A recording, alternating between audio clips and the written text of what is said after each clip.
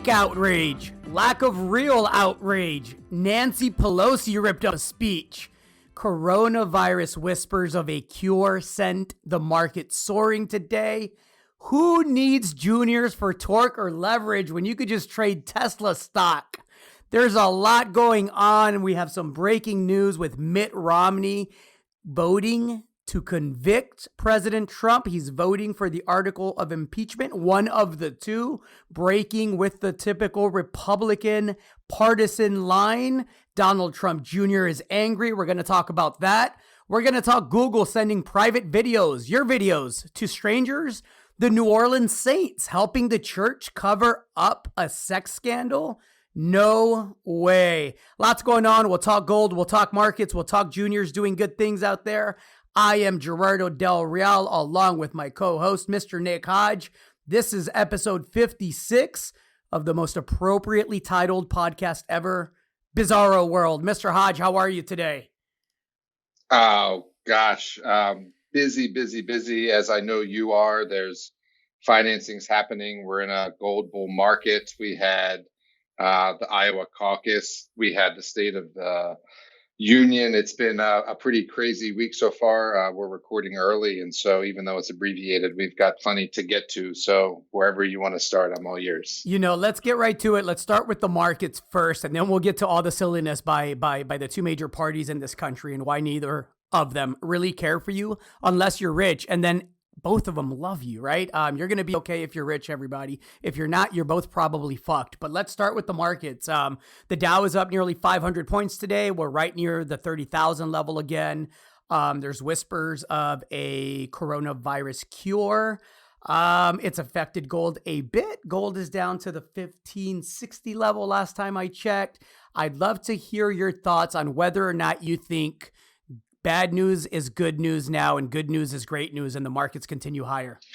Well, it sort of has been for a while, right? When we saw soft earnings or soft GDP, the market would rally. I'm just talking over the past several years now, right? Because it was like, oh, whoever it was, right? Whoever the head of the Federal Reserve was going to cut rates to accommodate the market. And it almost seems as though that's where we're back to now. We talked about the potential for a rate cut this year, likely at the June meeting if it happens, to get spaced out from the election that we're having in November. This market just continues to climb walls of worry, and it continues to throw around valuations that are, they're simply mind-bending, right? Like volatility has completely disappeared. We got a decent spike over the past week. The TVIX is right back down to where it was. Tesla went up by over $100 two days this week, like $100 increase in share price. It was 180, and just 9 months ago, it traded at 180. Talk about volatility. Yes, sir. That's correct. It's a $900 stock, pulled back a bit. Today was close to getting, and then this just puts it in perspective, right? Was close to being valued at the most valuable car company in the world, right? And when you look at that relative to sales, it's a bit nonsensical. I'm not, a Tesla detractor. I'm not a Tesla short guy. I'm pretty ambivalent, but that valuation, taken in context, is just indicative of all the money that's in the system and why. To your question, the market continues to go straight up. The money's got to go somewhere, and it goes into U.S. equities. It's, Dalio made this pretty clear. It's not that hard to figure out or wrap your head around, and it continues to happen until it won't, right? Agreed. To your Tesla point, it's interesting to me that while Tesla obviously has soared, right? Talk about a painful short if you were on the wrong side of that one. What's interesting to me is that simultaneously, General Motors and Ford stock is down pretty significantly over the last few days. You have to ask the question, did analysts and speculators and funds, big funds, finally ask themselves the question of what the future of vehicles looks like? Because I've said on this podcast and privately that although Elon Musk always overpromises and is always late on those promises, he usually does deliver. It just takes a lot longer than he typically announces. And that's why people say that, he's a fraud or what have you. But it's odd to me that it's not just the short squeeze on the Tesla side of it. It's very real money coming out of the major car makers here in the US and abroad. And, the CEO of Volkswagen has come out and said what we said a few months ago. Tesla's real mile data from their autopilot, and you can disagree with the autopilot labeling all you want, but the real life miles that it's logged puts it above and beyond anybody that wants to compete in the automated cars and electric vehicle space. That's just a fact. It's going to be very difficult for anybody to catch up. And when you start looking ahead with the truck and with semi trucks, electric semi trucks, and all of the different things that he's hinted to, the latest, by the way, is a gigafactory here in Texas. It just makes you wonder, one, why it takes so long for the big money to ask the question, and two, is it now a turning point where we see the Fords and the GMs of the world go the way of trends in the past that just overtook them, the Blockbusters of the world, and we're seeing it with Macy's and a lot of these brick and mortar stores that just aren't practical anymore. The Amazons and the Netflix are the future. Is it that time for Tesla? Oh, that's a big sea change, and I know we don't see the sea changes coming, right? But I have to think with the amount of technology out there and the amount that other automakers are starting to invest in the space, that they'll at least compete and have their own models. I'm not sure who's going to be the leader, but I can certainly see why analysts and big money are turning their attention to Tesla. I mean, did you see the one analyst had like a $1 trillion revenue figure on it in the future on the company? Well, I'll put a link up to it. Pretty crazy. Look, I don't know if they're going to dominate. What I do know is that I'm a trend and a resource guy, and so when the trend comes into focus, I don't really care who's making the car and the battery, because I know that they all need nickel and cobalt and lithium and copper, right? And so that's always been sort of how I view things, even, doing lithium in 2015, or vanadium or beryllium back in the day, or graphite in 2012.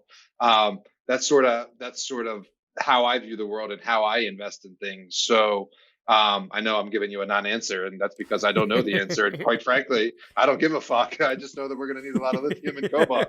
It's actually a very important point, though. You mentioned the things that, regardless of how this plays out for Tesla, we should be paying attention to, right? What is the trend? What is the mega trend? You coined it as the electrification of everything in a speech at the New Orleans Investment Conference put on by Brian London and his fantastic staff. And you did this back in 2018, if I'm not mistaken. And the bottom line is, whether it's Tesla that wins or Volkswagen or whoever it is, the trend is absolutely clear, everybody. And what's also clear is that significant discoveries of stuff like copper and lithium and these other materials that are going into these battery packs and these cars are few and far between in the scale of what we need to satisfy the future demand. I don't know if Tesla is able to generate $1 trillion in revenue by 2024, but I know even if it's half of that, copper is going to be $4, $5, $6 a pound. Lithium, which, you take a look at the juniors and the majors. I was calling for a lithium bottom in Q4 of 2019, and they've, better lucky than great, right? Lucky call, but it's been an accurate one. I think, those companies are starting to outperform. So, it's definitely the more important point, despite you saying that you didn't give a fuck about, the merit of the question. You actually nailed it right on the head. I think that is the point. The point is, invest in the things that these companies are going to need, because it's much easier to get that part of it right than whether or not Tesla is going to generate $1 trillion in revenue by 2024. That's exactly right. And just like you said, it took the smart money or the big funds or whatever you want to call it to realize sort of what the future is going to be. I haven't seen a real realization yet of what the fundamental building blocks are that are required for that future. And so I think when the market has that aha moment, right, that's why we're contrarians, right? You'll see copper stocks going up like Tesla stocks going up. Absolutely. And in the words of Rick Roll, I'd rather be in the market early than not be in the market when it turns. Fair? What did he say? Because he's jealous of the gains that other people make, or something like that. He doesn't. He's greedy with his profits, and as a capitalist, I can respect that. Let's talk human toll on. We talked about the pullback in copper last week. It's rallied rather significantly this week within the context of the fact that it was at 250 and looking to break down, and now it's sitting there at 260, 261, and it looks like it's got a little wiggle room. But let's talk about the real human toll so far with coronavirus. We said that we thought, or that I thought, that within the next month or two, they would find some sort of solution, some cure, some way to isolate it. You made the great point that the regular flu is doing a lot more harm and damage, to the overall population, although we can understand and are very sympathetic to why everybody's reacting to coronavirus the way that they are. It's scary. There is no cure as of now. People don't know exactly what to expect. So we get that. Just some numbers today. It's Wednesday, February the 5th in the late afternoon. There are now more than 24,000 cases as of Wednesday afternoon. Total deaths are now at least 490. Oil has been hit. We talked about that. We talked about copper. Do you think they get a handle on this thing? I mean, I've read that it's exponentially worse than SARS, though the death rate is less. Is there anything there that gives you hope that they get this under control in a timely manner? Well, the thing you just said is one thing. We heard this week that HIV drugs that have been tested for use on HIV, when combined with some other medications, have been shown to be effective. And so, that's one thing. We're already coming up with cures, not a preventative, but something to cure people. And the second thing is, I read today that the FDA has fast tracked a test, and this is a space I'm actually a tiny bit involved in, right? So, right now when you got to take a test for something, and this is why they had to quarantine 6,000 people on a cruise ship, because they thought one person was infected, because it takes a long time to get results from a test. You got to get the genetic or the biologic or the viral material. You got to, get it into one of those Piper things. You know what I'm talking about? The little dropper thing, send it to a lab. It takes days to get it back. And so FDA fast tracked a test today that can, identify it faster. So there's another step in the right direction. I think it depends on sort of,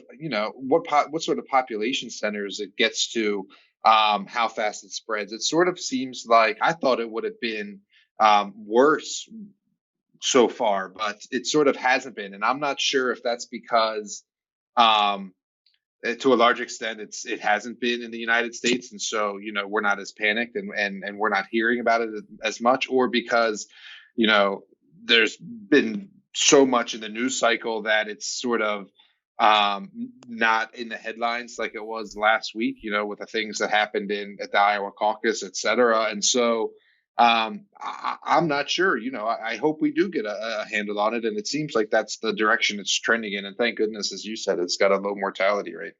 A couple of points. Bill and Melinda Gates have committed $100 million to improve detection, isolation, and treatment efforts for coronavirus. That's one. So again, private capital coming to, stepping to the forefront and committing significant capital is always great to see. I always, look back to T. Boone Pickens' last letter to people saying, don't wait on government. Because private citizens are really the foundation of this democracy, and we're all human, right? So if you can step up, you should step up. So great to see Bill and Melinda Gates step up. This just broke too. The Senate, of course, just voted to acquit Trump on abuse of power charges. But before we get to that, and before we get to Mitt Romney, I want to talk about why you shouldn't trust government. Because in what could be argued as one of the most important primaries in recent times for the Democrats, they don't know how to work a fucking app. And I'm going to put my tin hat on here in a little bit. Actually, no, let me put it on right now and say this. This is a technology version of what they did with Bernie Sanders in 2016 when Hillary Clinton came out and basically sideswiped him and all the momentum. And they basically said, no, you lost. You're going to take it.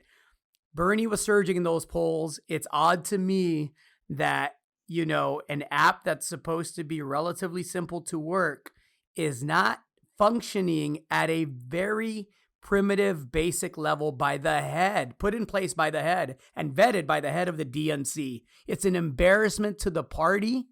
It gives me very little confidence and faith that these people can govern. They can't even get an app to work to do something that pencil and paper could do just fine. I would love to hear your thoughts. And, here we are a couple of days later. We still don't have all the results. They came out and did a partial result. 60% of the results were reported. Mayor Pete was ahead by a percentage point or two. And in the last 24 hours, I think we got another 3%. This is embarrassing. This is embarrassing. As a country, it's embarrassing because these are elected politicians. These are people that are elected to represent the constituents, right? These are the people in power. It is embarrassing. What do they say today, Gerardo? I just can't even. I mean, I just can't. I mean, I was watching the caucus.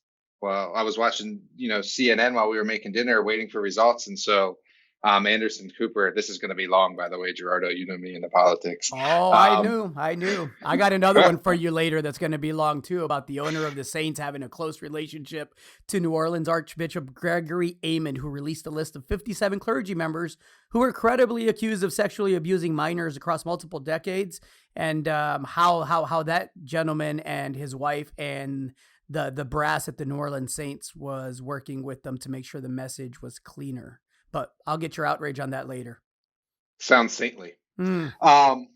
So, Anderson Cooper is like, we'll be right back with the first results from Iowa. And I looked at my wife and I was like, no, they won't be.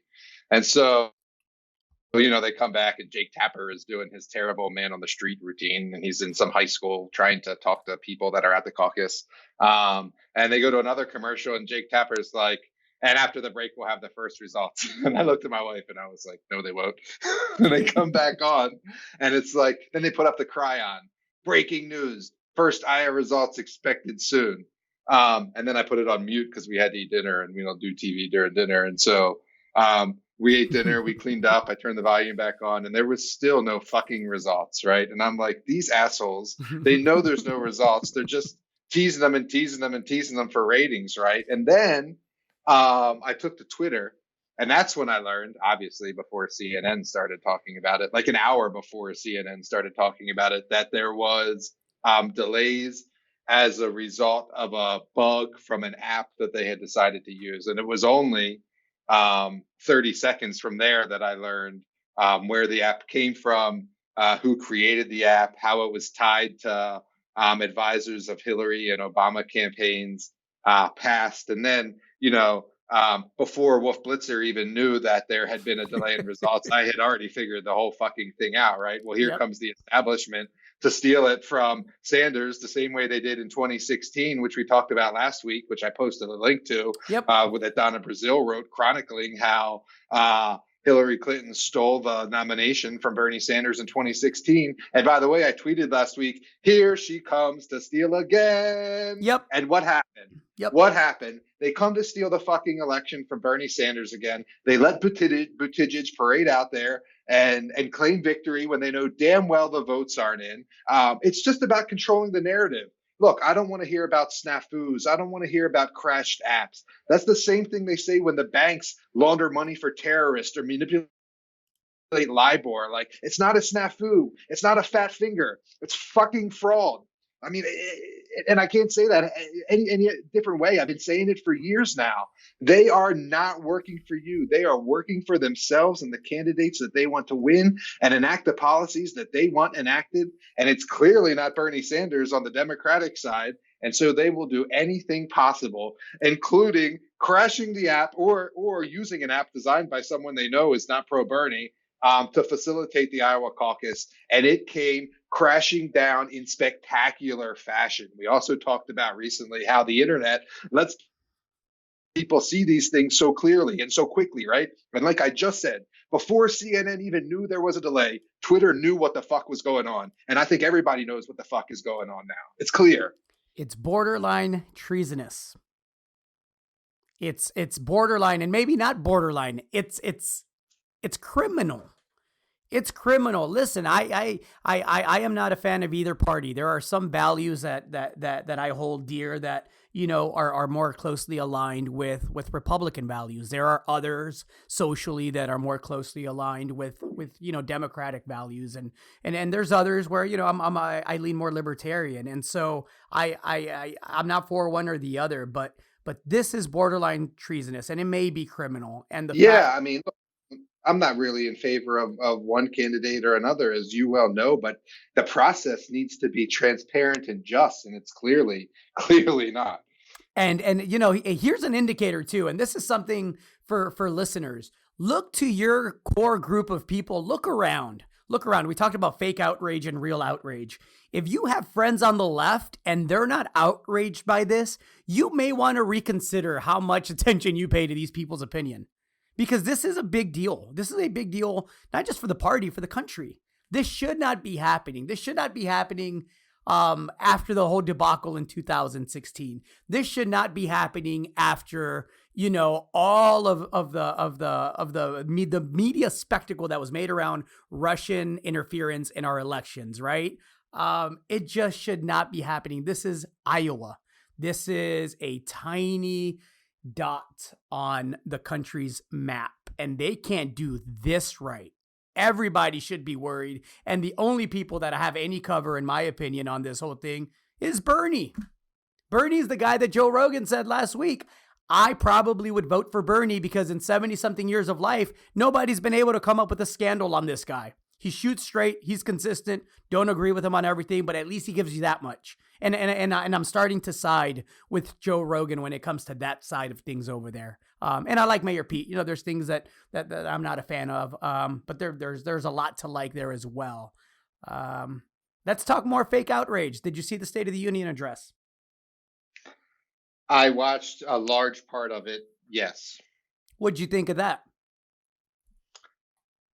Oh gosh, man. I'm no fan of the Trumpster either. So, look, he's clearly peddling for the minority vote. I think for a couple of reasons. I'll start there, and then I have some other thoughts. But I think he's got his white male base well locked up, and I think that there's no candidate that African Americans gravitate to on the Democratic side, especially with Kamala and Corey gone. Not to say that black people just vote for black people, but the two black candidates are out. And so I think Trump sees a chance to secure some of that vote. And maybe more importantly, I think he sees a chance to tell independents who are on the fence that he's not a racist, or to try to show his softer side or whatever. And so gosh, he probably highlighted 4 or 5 or 6 minorities last night, from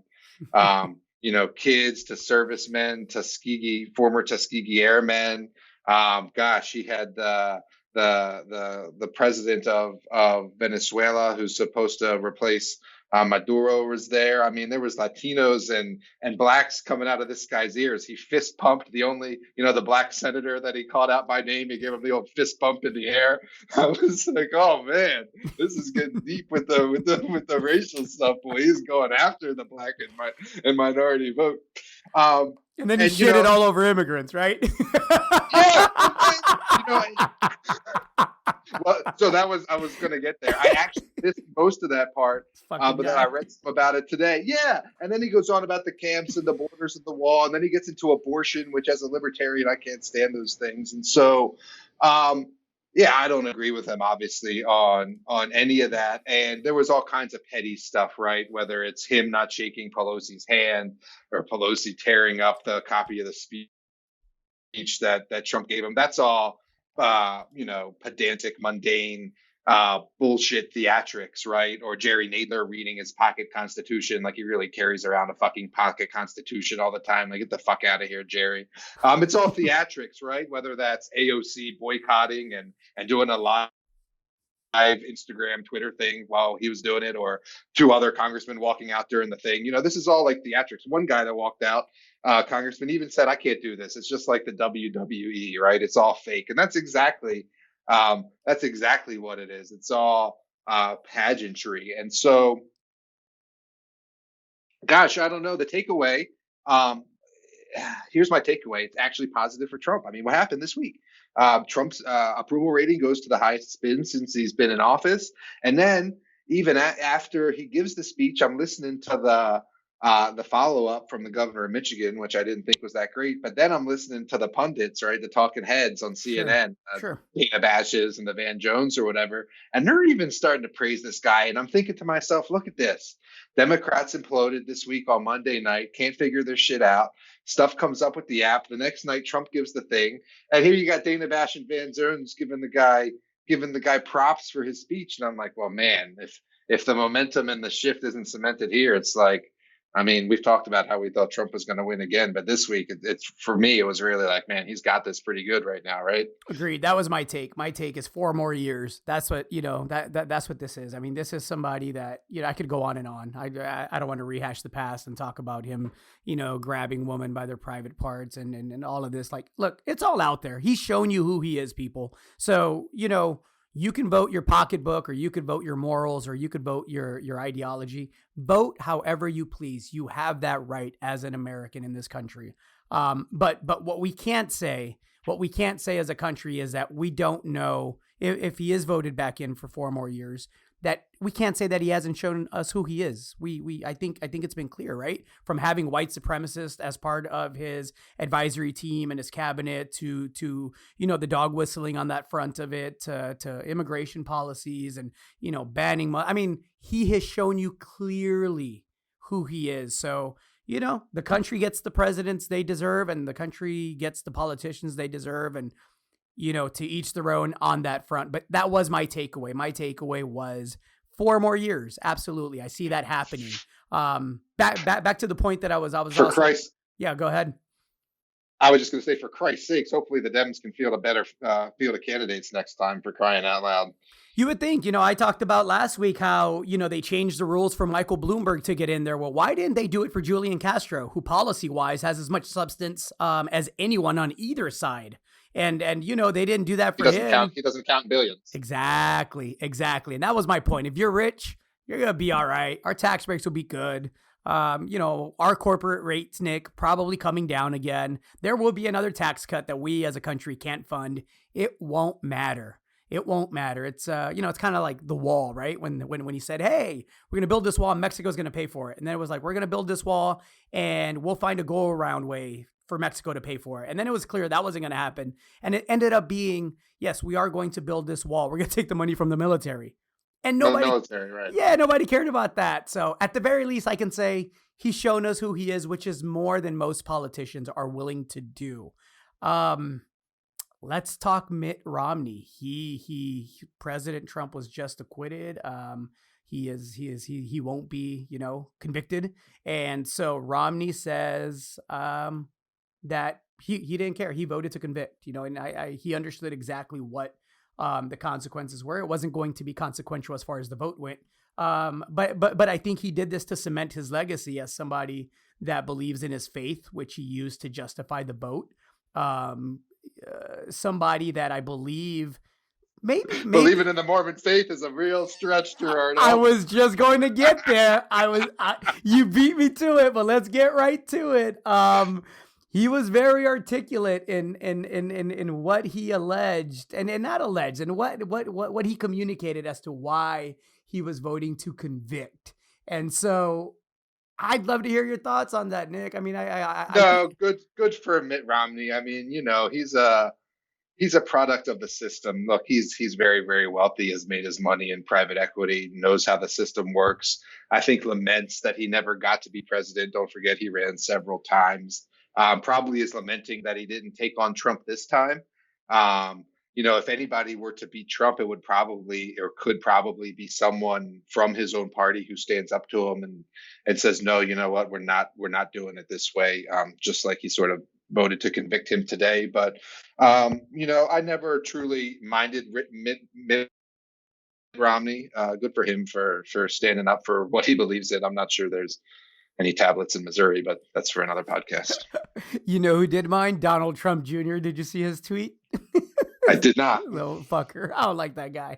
He says, Mitt Romney is forever bitter that he will never be president of the United States. That's what I just said. Yep. He was too weak to beat the Democrats then, so he's joining them now. This is the part that gets me. This is the dog whistling part. He's just applying it to Mitt Romney on a partisan basis, not a racial basis. But this is the part that why I don't care much for Donald Trump Jr. He's now officially a member of the resistance and should be expelled from the GOP. Like, how dare you have a different opinion within our party? This is what the administration thinks of you people out there. If you're a Republican, you better toe the line, bitches, and agree with the great Donald Trump, or you're a part of the resistance and kick rocks. And I think that just flies in the face of, Republican friends that I have that maybe don't share, all the same opinions about Donald Trump on every issue, as nobody should, right? We should go idea by idea if we're going to base this on policy. But this is just so arrogant. So arrogant. Like, you disagreed, so you should be expelled from the GOP. Thoughts? Well, I've never cared for. No, of course you're right. I mean, you got to be able to dissent. There has to be room for logical argument and then differing of opinions to come to a consensus. And that just sounds petty, and his beard also really irritates me. Agreed. Let's talk about some more fake outrage. Nancy Pelosi ripped up the State of the Union address speech, or ripped up something at the end of it. Ooh, Queen Petty, right? And the thing that gets me again is this is what we're talking about. That's not what we should be paying attention to as a country. We should be paying attention to the bipartisan spending bill that was just passed to the tune of almost $1 trillion, while our country's deficit continues to soar. A bipartisan spending bill that she signed off on. I don't care if she took her bra off and burnt it on the State of the Union speech. I'm more worried about that spending bill that we can't pay for that you just helped them pass. And again, it's, it speaks a little bit to the media and where its focus is, but it also, we can't continue to just point our fingers at the media and say, well, this is what you're covering. Because like you said, Nick, there was enough information on Twitter for you to know what was going on before CNN even reported it. So at some point, as citizens privately, we got to take some accountability. I mean, yeah, you would think that. I've often wondered this. Speaking of the resistance, like, what is it going to happen, right? I've always said it's when the people can't afford their cable bills or when the TV stops working. But people have got to want for change. And I think you're increasingly seeing that, although it's not going to, foment in this election with a Democratic candidate, I don't think. But look, on the one hand, there's all the evidence in the world that says, people should be rising up and people should be in the streets. And then on the other hand, it's clearly easy to see how so many people are living hand to mouth that there's no time to go in the streets, right? You can't miss your shift. You're not going to be able to pay your next bill, right? And so, I'm not sure how much the quote unquote, average citizen thinks about this stuff. I'm just not sure. Let's talk about where there should be resistance. And let's talk about New Orleans some more, because they're going to be front and center, not as a city, but some of their institutions. So I don't know if you read this story, but the New Orleans DA was apparently using fake subpoenas to bring reluctant witnesses without a court order to court. They not only were sending fake subpoenas to people to force them to come to court and testify on, matters light and not so light, but they also used subpoenas to jail. This is fucking nuts. They used fake subpoenas to jail real people, to put them in real jail when they didn't show up for the fake subpoena. How? They mailed subpoenas that said subpoena, threatened jail time or fines to bring skittish witnesses, according to the article, to come to the district attorney's office to discuss cases, to tell, basically, right? To inform, whatever the merits of the information was. And the only thing that was different about these subpoenas is that they didn't have a judge's signature. And that's the only reason why they got caught. Attorneys from the ACLU filed a lawsuit when they learned. Well, I was just going to ask about the ACLU. Sure. Correct. So when they looked at these, they said there's no signature from a judge here. These aren't real. And so they dug into it, and now there is a federal lawsuit against that DA who, get this, is arguing that because the DAs get immunity in actual cases when they're prosecuting, meaning if I'm a defendant and I perjure myself, I can go to prison, right? But if the DA says something that is untrue, knowingly untrue, he has immunity, which I think is a bullshit law. That's a whole nother conversation for a whole nother podcast. But in this case, now that they've been caught, his office, they are saying that that immunity should apply to this. So they're not denying that they did this. They are saying that they should have immunity because they are DAs. They are a part of the government. Well, of course they're not immune, and I haven't seen the story, but I would love to read about it. And it seems like um, anybody that was convicted as a result of the information attained from a fake subpoena like that, or anyone who was jailed as a result of a fake subpoena like that, would have those convictions and sentences overturned. It seems like that's what would happen, although, the world we're living in. You would think. There was a quote here, part of the lawsuit. This is the quote: "The conduct at issue in this case is far afield from the vigorous performance of prosecutorial duties. It is a fraud on the criminal justice system. Denial of absolute immunity for the conduct alleged in this case would do little to encourage lawsuits against prosecutors carrying out their responsibilities in accordance with the law." Real people were in prison because of this. There was a young lady. Well, don't hold me to the young lady. There was a woman who was incarcerated for 5 days for not showing up and responding to a fake subpoena. Again, let me just repeat that. Real prison to a real person who had a real life, a real family, and a real job for not responding to a fake subpoena. That should piss you off, people. There should be a resistance to that. Yeah, especially if you live in New Orleans. I mean, we know that New Orleans doesn't have the squeakiest clean history of governing and policing. And we can post links to examples if you want, but yeah, you can't. That's just a gross abuse of power, and I'd have to think that certainly, the district attorneys could be held accountable, and also that there's going to be some lawsuits, right? Absolutely, and the ACLU's on it as they typically are, whether you agree with them or not. They put it out there when it comes to putting stuff out in a transparent manner and getting it in front of the court. So they are busy with that. Here's something else that was discovered as a result of a lawsuit, also in New Orleans. In November of 2018, a New Orleans Archbishop, Gregory Amond, released a list of 57 clergy members who were credibly accused of sexually abusing minors for decades. Many of those members served as priests, or some of them worked, at high schools where they preyed on children and young adults.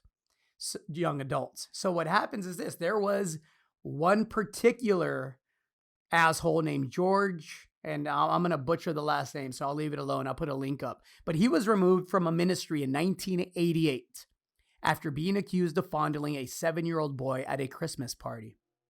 Despite multiple sexual abuse allegations, this dickhead still held leadership roles and had access to school children as late as 2018, Nick. And his name was included in, the one of these 57 clergy members. So what ends up happening is in October of 2018, there's a lawsuit filed. The victim files the lawsuit, and he asks for discovery, which is when you take, all the information that the DA has, the prosecution has, and that the defendant has, and you go through it to see if there's anything there to support your case. And it turns out that there were multiple exchanges where the New Orleans Saints owner and his wife and executives of the New Orleans Saints were using their influence and their savvy in marketing to kind of curate the message and the response to these allegations. And so it's nasty. It's the Saints are fighting to have this information suppressed. They don't want it to become public.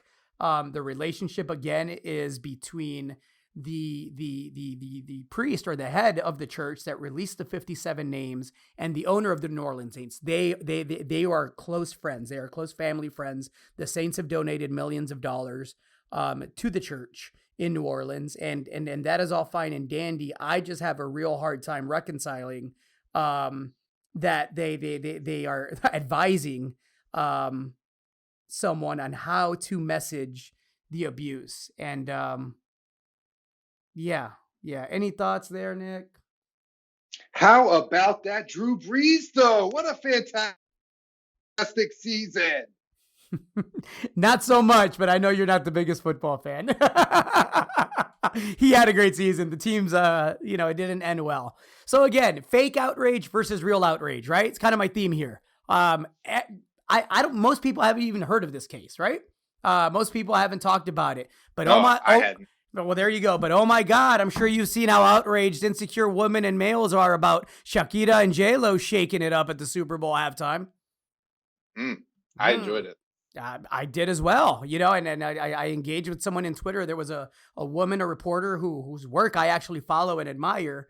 And she said, something along the lines of, here is the NFL once again exploiting these women. It'd be great if they could highlight their talent. And I'm looking at this like, did you watch that performance? There were dances that are culturally very important to Colombia that were featured by Shakira.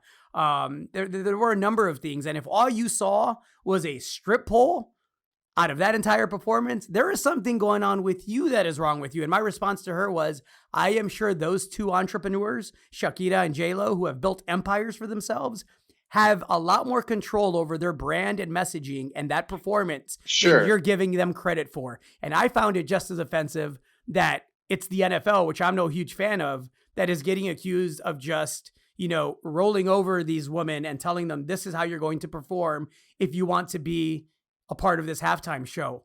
I just give those women way too much credit given their history of serial success as businesswomen and performers in the field. And so it's interesting to me the way people perceive things, but to be outraged about that, but not be up to date on this. Come on, people, let's get our priorities. J-Lo's 50 years old. She doesn't need to go out there and parade around her hoo-ha. Exactly. I'll leave that alone there. But again, if we're ever going to get anywhere, as in this country, man, we have to start prioritizing our outrage. You can't be mad all day, right? In the words of Cat Williams, you can't be hard at breakfast. You can't be mad at breakfast. Like, we have to find some positive outlets, and we have to find a way to get rid of the people that are really undermining the democracy. And so when Donald Trump Jr. talks about the resistance because somebody has a different opinion than he and his father in the administration does, and wants to expel people, it's a slippery slope, people. It's a slippery slope. You know what? And I've been thinking about it, but speaking of expelling people, it was something I wanted to talk about that before I forgot. You got Twitter over here kicking off prominent voices, contrarian voices. Zero Hedge got banned from Twitter last week. I mean, they've done this before with Breitbart and things, but, speaking of censorship and expelling and slippery slopes, look, I know Twitter and Facebook are private companies, but when you have the size of the audience and the amount of information that is on those platforms, you have to have some sort of, you have to protect freedom of speech, right? And for a corporation to ban a prominent voice like that, it makes you it makes you wonder what else they're doing, right? There's a reason. Like Twitter supports Bernie, right? There's a reason I only get Twitter notifications when Bernie is making a live stream and not the other candidates, right? Because Twitter pushes out that notification, right? They are controlling the messaging, right? On the positive for Bernie in that sense. On the negative, by banning voices they don't agree with on Zero Hedge on the other side, right? And that's very dangerous. Agreed. You want a good laugh? Because this is breaking right now as well. Again, this is Wednesday because of some scheduling conflicts, everybody. We decided to record the podcast early. And frankly, because there's so much news and it's such a shit show out there, we thought it would be entertaining. So the official Iowa Democrats Twitter page just tweeted, dun, dun, dun, dun, drum roll. This will make you laugh. There will be a minor correction to the last batch of results, and we will be pushing an update momentarily.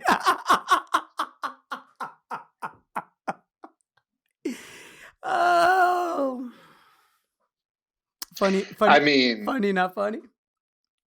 oh, it's certainly not funny that, there's you look, there's no way Buttigieg won this thing, man. There's just not. But there was a coin toss.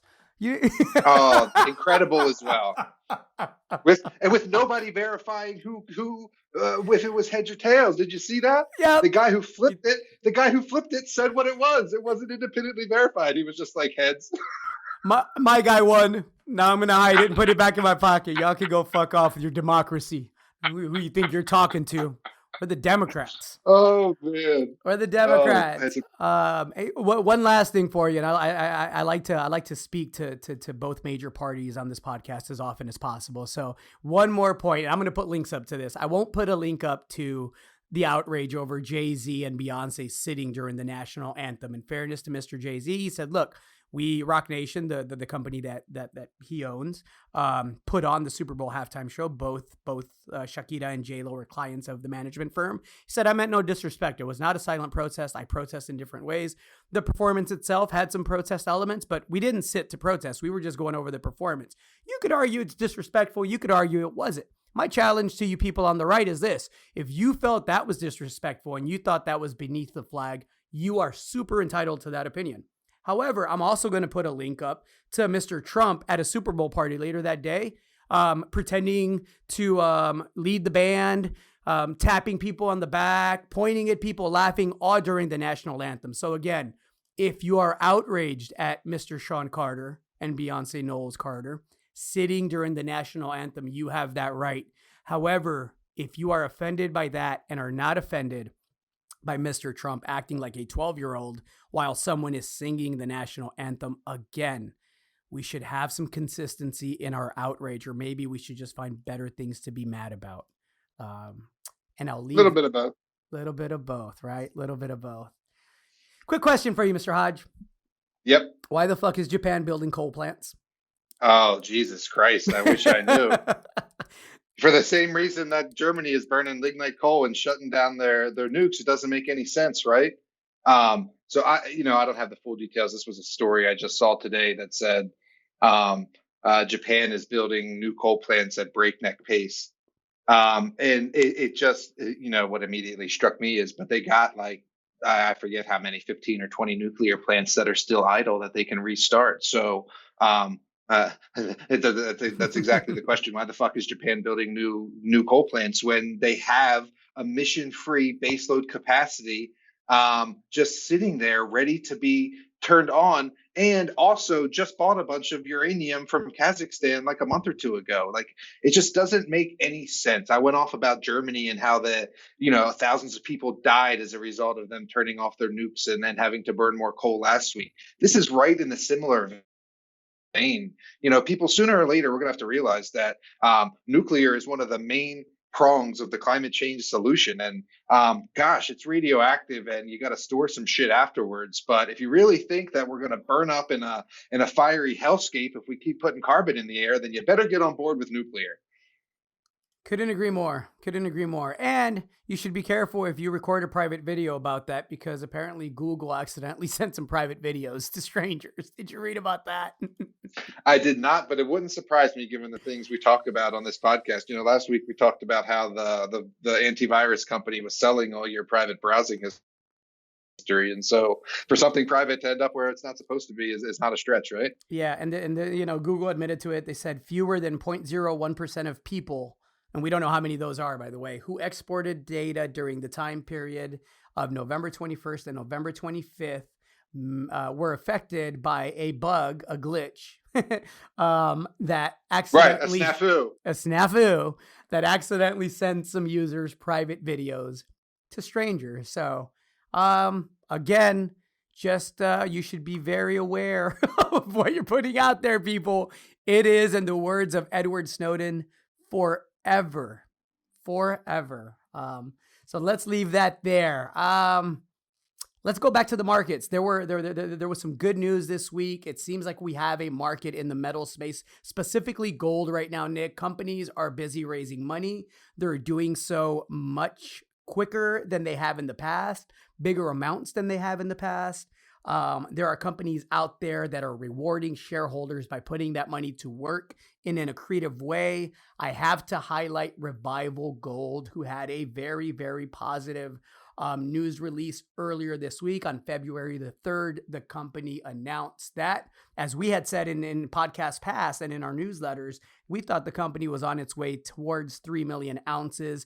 They're right there at it in all categories. 1.35 million ounces of gold in the indicated category, 1.64 million ounces of gold in the inferred category. A lot of good work being done by that team.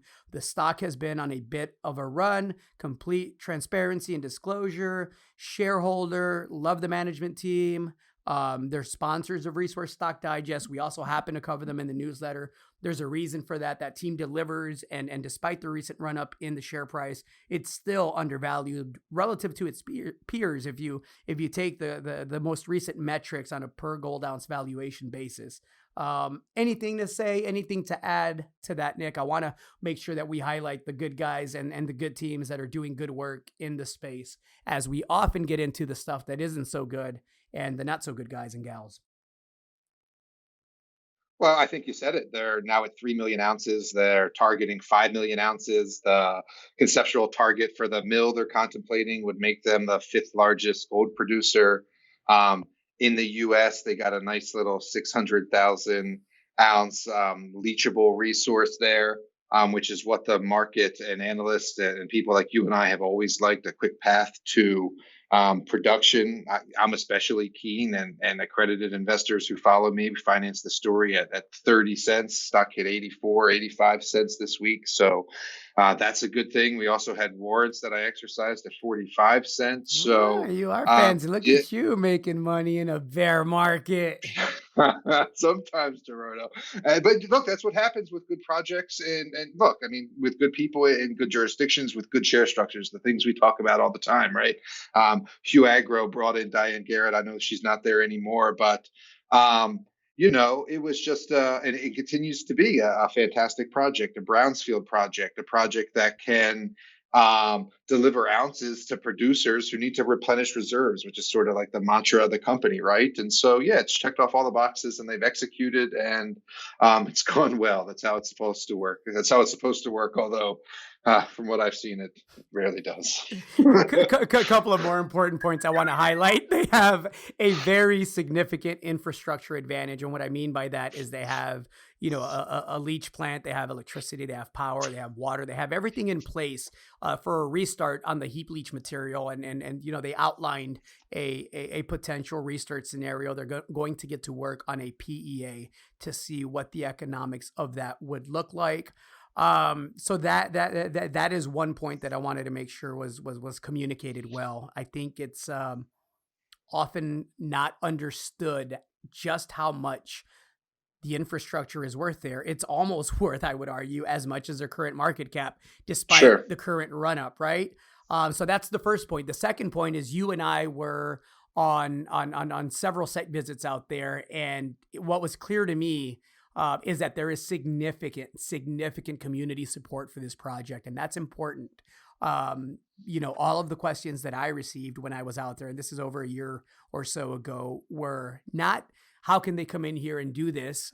It's, do you think they'll come in and do it again? Because, of course, Bear Track is a past producing project. And frankly, a lot of the team that put that project into production and did so responsibly is still a part of the now Revival Gold team. And there's a lot of goodwill there that has endeared that community to Revival Gold. Does that mean there won't be NGOs that write an article from New York that say, you can't do this, you got to stop it, it's going to harm, whatever? No, of course not. We always know that there's people out there that don't care about the facts, and that, there's going to be opposition, and there may be, valid opposition as there always is. But overall, the impression that I got, community support is top notch for this project. Well, just ask Midas. There's always going to be opposition, even when you're going to clean up the site and leave it better than you found it. They seem to find a reason to oppose you, right? Agreed. Well, we talked gold, we talked copper, we talked Tesla, we talked about why both parties are full of clowns. Anything else that you want to add, Mr. Hodge? No, I have a positive story, but we're at an hour. I've been saving it for 2 weeks. It won't hurt to let it linger No, there for one more. I need a positive story. You want the positive story? I want the Okay. positive story, please. By all means, it's a great way to end the podcast. So, do you know what an albatross is? In what And sense? and oh, it's a word. I know it has multiple meanings. The bird. Correct. Yes. It's a giant seabird. It's like 20 or 30 pounds, like a big bird, right? And they fly for a long, long ways, tens of thousands of miles out into the middle of the ocean, and soar around. And so, I love scientists. I do. And so this group of scientists, researchers, thought up a way to catch um, poachers, to catch fishing boats that are operating without a license or that are overfishing. And here's how they did it: they put a little tiny 2-ounce monitor on these albatrosses and let them track two different kinds of signals that boats are supposed to emit. Radar, and then this other one, which is like a tracking beacon, which if you're a commercial fishing boat, you're supposed to have a tracking beacon. So Got it. authorities and regulators know where you're doing your fishing, etc. Right. And so these birds, they just let them go, fly around, do what they do, fly for tens of thousands of miles. And because they like to eat fish, they go and find these fishing boats out in the middle of the ocean. That's just what these albatrosses do. So we're clever so far, right? You following me? So far, so Um, good. I'm waiting for the so turn. that's right. So they gauge the two signals, and in like a third of the boats, they were able to detect the radar, but not the tracking beacon, right? That they were supposed to have on. And so, what does that mean? If all boats have on radar when you're in the middle of the ocean, Sure. because you need to track where you are and track weather patterns, things like that. That third of boats that didn't have the tracking beacon on were poaching. They were either in waters they weren't supposed to be in. They were catching species they weren't supposed to be catching, or they were catching way too much of whatever it was they were supposed to be catching. In this case, it was tuna fish and Chilean sea bats. And so by using these birds, by using nature, and these birds want to go find fishing boats out in the middle of nowhere, and a little bit of human ingenuity thinking, how can we use this to catch poachers? They were able to identify all these boats, like a lot of boats that were poaching millions and millions of pounds of illegal fish. And I thought that was just clever as heck. I think that's incredible. And I hope that the universe deals with the people that were poaching But you know these what? beautiful birds You know what? You're appropriately. going to love this. You're going to love this. In the comment section of the article, which was on the New York Times, there were You read the comments, Nick? I normally don't, but for some reason they were like in the sidebar on this one. I don't know why. They trick I don't you. know why. Yeah, I normally don't read the comments. But people were upset that the scientists did this. How dare you strap something to a bird? That was like the outrage, right? It's like, get the fuck out of here, right? Like, you can't be mad all the Again, everybody, we have to focus the outrage. The resistance should be focused. I'll leave it on that note. Mr. Hodge, it's been a delight as always. We should be back to our regularly scheduled schedule within the next week or two. In the meantime, have yourself a great week. Be kind to each other. Get mad about the right things. Don't be afraid to disagree. It's healthy. Just do it like a civil human. Anything else you want to add, Nick? That's it. Have a good week. Have a good one, everybody. Go check out Revival Gold. It's hot right now. See ya.